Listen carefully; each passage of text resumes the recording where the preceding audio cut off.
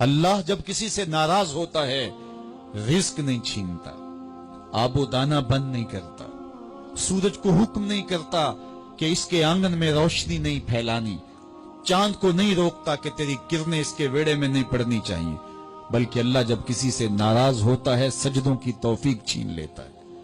سجدوں کی توفیق چھن گئی تو پھر سمجھو اللہ ناراض ہے، اللہ راضی نہیں ہے۔ اور اگر سجدوں کی توفیق نصیب ہو جائے، کسی نے واصف علی واصف مرحوم سے پوچھا تھا کہ کیسے ہمیں پتا چلے گا کہ ہماری نماز قبول ہو گئی ہے، تو انہوں نے کہا تھا ایک نماز کے بعد دوسری عطا ہو جائے تو سمجھ لو پہلی قبول ہو گئی ہے۔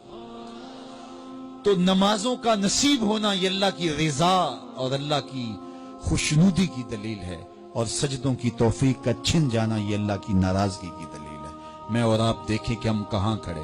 دیکھیے دولت تو کفار کو بھی ملتی ہے، اللہ دولت اسے بھی دیتا ہے جس سے راضی ہے، اسے بھی دیتا ہے جس سے نہیں راضی، لیکن سجدوں کی توفیق اسے ہی دیتا ہے جس پہ وہ راضی ہے۔ تو 5 گانا نماز شعار زندگی بنا لیجئے، نماز قضا نہ ہونے پائے۔ قیامت کے دن بے نمازی اس صف میں کھڑا ہوگا جس صف میں نمرود کھڑا ہوگا، جس صف میں حامان کھڑا ہوگا، قارون کھڑا ہوگا، شداد کھڑا ہوگا۔ مجھے بتائیے ہم میں سے کوئی یہ گوارہ کرتا ہے ہم اس صف میں کھڑے کر دیے جائیں جہاں دشمنان خدا کھڑے ہوں؟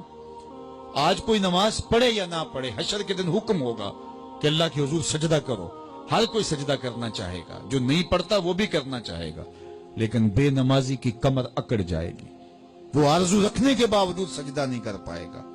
قرآن بتاتا ہے کچھ لوگ جہنم کو دھکیلے جا رہے ہوں گے، انہیں کچھ لوگ پوچھیں گے ما سلککم فی سقر، تم جہنم کو کیوں جا رہے ہو، کیا ہوا تمہیں؟ تو وہ جواب میں کیا کہیں گے؟ لم نک من المصلین، ہم نماز نہیں پڑھا کرتے تھے۔ سب سے پہلا حساب قیامت کے دن جو بندے سے لیا جائے گا وہ نماز کا لیا جائے گا۔ پہلا سوال بندے سے یہ ہوگا۔ یا چڑیاں بھی رب کی تسبیح بولیں اور اشرف المخلوقات سویا رہے؟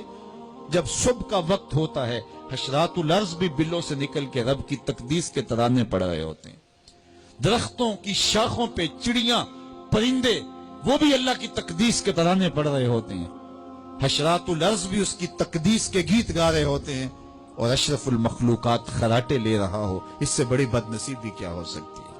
آئیے 5 گانا نماز شعار زندگی بنا لے۔ اس مجلس میں اگر کوئی بے نمازی ہے تو آج عزم مصمم کر کے یہاں سے لوٹے کہ آج کے بعد نماز نہیں چھوڑوں گا، اور اگر آپ 5 گانا نماز کی عادت رکھتے ہیں تو آپ کو مبارک ہو، لیکن یہ عزم کر کے جائیے اپنے گھروں میں، اپنے اعزاء و اقرباء اور اپنے دوستوں میں اس زور سے تلقین اور تاکید کریں گے نماز کی کہ وہ پکے نمازی بن جائیں گے۔ بندہ بندگی سے سجتا ہے، زندگی آمد برائے بندگی، زندگی بے بندگی شرمندگی۔ اگر زندگی میں بندگی نہیں تو زندگی کے پلے ہے کیا؟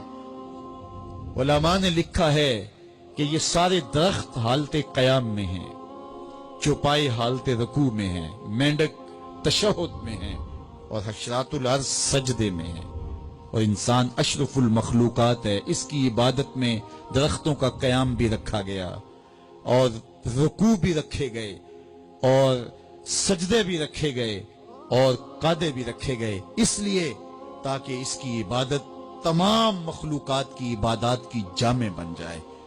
لیکن اس کے باوجود اللہ کے حضور سجدہ ریز ہونا پسند نہ کرے تو بتائیے کیسے رحمتیں اس کے اوپر اتریں گی؟ خوش نصیب تو وہ ہیں جو 5 گانا نماز ادا کرنے کے بعد تہجد بھی قضا نہیں ہونے دیتے، سجدوں سے اللہ کے حضور حاضری پیش کرتے ہیں۔ سب سے زیادہ بندہ اللہ کے اس وقت قریب ہوتا ہے جب سجدے میں سر رکھا ہوا ہوتا ہے۔